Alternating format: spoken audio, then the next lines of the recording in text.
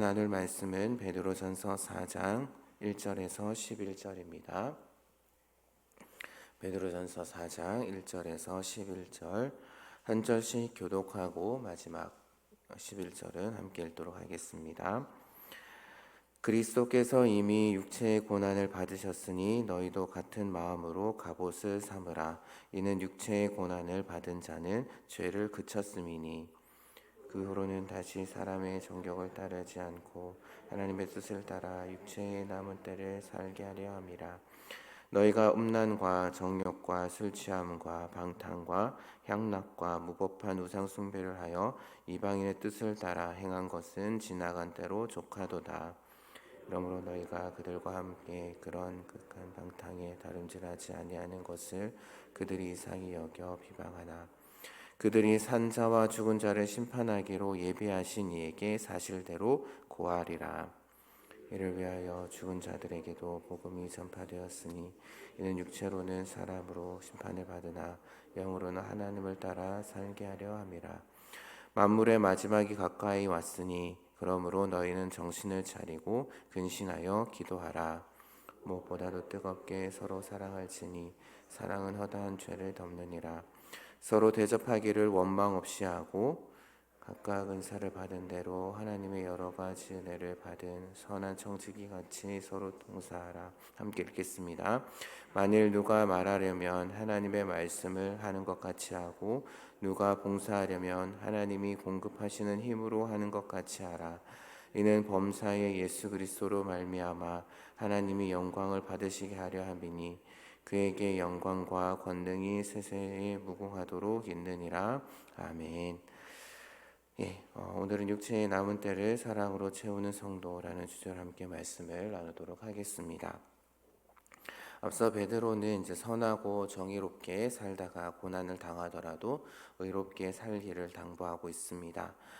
의를 위해서 고난 받는 것이 복이고 또한 선한 양심이 또한 그리스도의 능력이기 때문이죠.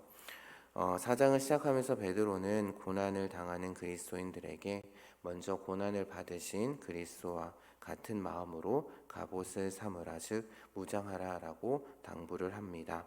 그러면서 이제 베드로는 그리스도인이 고난을 당하는 것은 이미 죄에서 벗어났기 때문이다라고 이야기를 하면서 이전에 음란과 정욕, 술 취함과 방탕, 향락, 무법한 우상 숭배 등 이방인의 뜻을 따라 행한 것은 지나간 때로 족하니 그것에 미련을 두지 말고 이제부터라도 정욕이 아닌 하나님의 뜻대로 육체의 남은 때, 즉 남은 인생을 살 것을 이야기를 하고 있습니다. 아마 죄로 물든 삶, 그런 삶을 청산했다고 버렸다고 아마 다른 사람들로부터, 믿지 않는 사람들로부터 비방을 받는 성도들도 있었던 것 같습니다. 그래서 베드로는 그들을 격려하면서 그리스도인을 비방한 사람들은 죽게 되면 심판하시는 주님 앞에서 자신의 죄를 낱낱이 고하게 될 것이다 라고 이야기를 합니다. 하지만 복음을 받는 사람들, 복음을 믿는 사람들은, 그리스도인들은 심판을 받는 여느 사람들처럼 죽긴 하겠지만 실상은 살아서 부활을 기다리고 하나님과 함께 생활할 것이다 라고 또한 권면을 하고 있습니다. 이어서 베드로는 만물의 마지막, 즉 예수 그리스도의 재림이 가까웠음을 다시금 이제 성도들에게 상기시키면서 그리스도인들이 무엇을 힘써야 할지, 힘써야 할 삶이 무엇인지에 대해서 알려주고 있습니다. 죄에 빠지지 않도록 정신을 차리고 근신하여, 즉 깨어서 기도하고 허다한 죄를 덮도록 서로 뜨겁게 사랑하고 불평 없이 서로 대접하면서 하나님이 주신 그 은사들을 잘 활용해서 봉사하라, 서로 봉사할 것을 명령하고 있는 것이죠. 그리고 그러한 삶을 살 때에 바로 하나님께서 영광을 받으실 것이다 라고 이야기를 하고 있습니다. 그리스도인은 오늘 말씀을 통해서 보면 죄를 그친, 죄와 연을 끄는 그러한 사람들임을 알 수 있습니다. 세상 사람들과 같은 모습이 아니라, 세상의 뜻 가운데 살아가는 자들이 아니라 하나님의 뜻대로 살아야 하는 그런 사람이다라는 것이죠.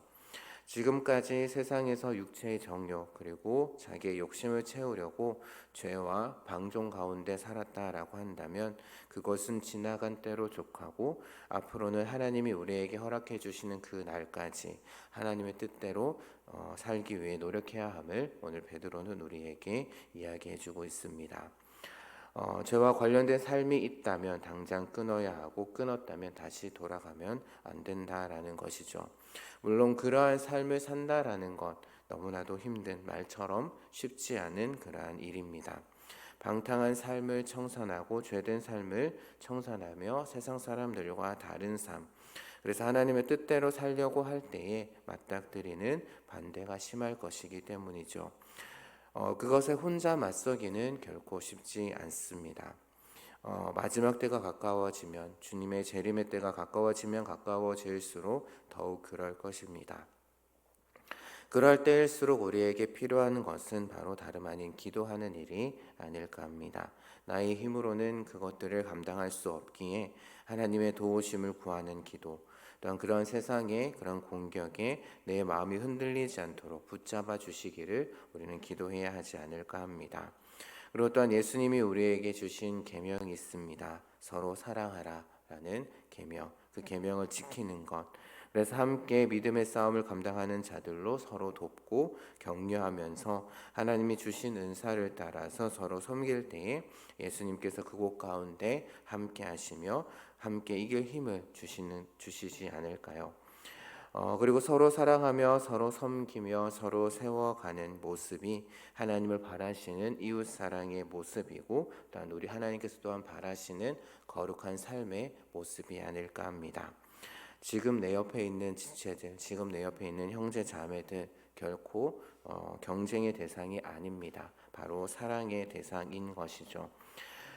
그리고 하나님께서는 우리에게 맞는 우리 각자에게 또한 은사를 주셨습니다.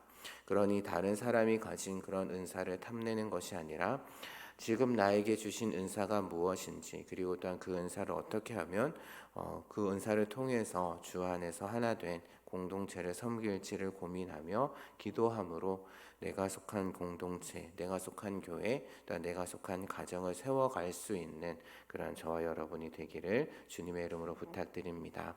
그래서 하나님이 기뻐하시는 모습으로 하나님께 영광 올려드리며 오늘 하루도 살아가는 그런 여기에 모인 모든 귀한 성도님들 되시기를 주님의 이름으로 축복합니다. 기도하겠습니다. 하나님 아버지 감사합니다. 오늘도 우리에게 또한 귀한 말씀 허락하여 주시니 감사드립니다. 또한 우리를 하나님 백성 삼아 주심에 감사드립니다. 그리고 베드로를 통하여서 다시금 우리의 정체성을 깨닫게 하시니 또한 감사를 드립니다. 우리의 모습 가운데 이전의 모습들, 사람의 정욕, 내 욕심을 따르는 모습이 있다면 하루속히 끊을 수 있게 하여 주시고 앞으로 남은 때를 하나님의 뜻 가운데 살아갈 수 있는 저희들의 삶이 되게 하여 주옵소서.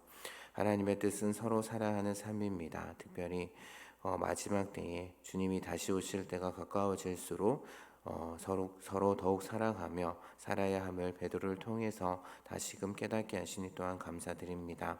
하나님이 우리에게 맡겨주신 그 은사를 가지고 서로를 섬기며 서로를 사랑하며 그래서 세상의 거친 공격 가운데도 무너지지 않도록 그래서 서로를 세워갈 수 있는 저희들 되게 하여 주시고 그러한 삶을 통해서 하나님의 영광이 되는 그러한 삶을 오늘 하루도 살아갈 수 있도록 하나님 인도하여 주시옵소서. 감사드리며 예수님 이름으로 기도합니다. 아멘.